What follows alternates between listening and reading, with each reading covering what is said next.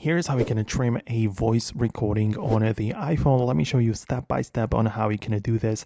And if this is your first time on this channel, most definitely subscribe so you never miss anything important.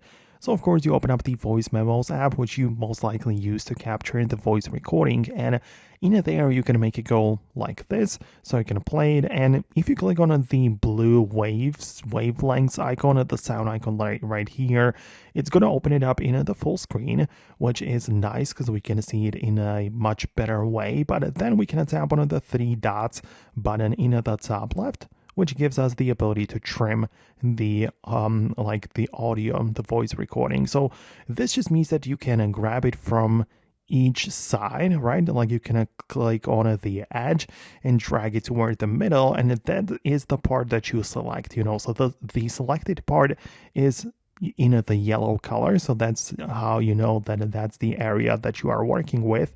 And the point is that we have two options on what to do with the selected area.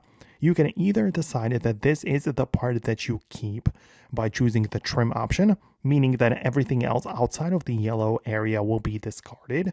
That's one option. But you can also click on delete, and that just means that everything else will be kept and only the selected area will be deleted. So there are like these two ways how you can approach it and trim the voice recording. But at the end of the day, it's pretty simple. You can just save it, and that means that the changes are applied.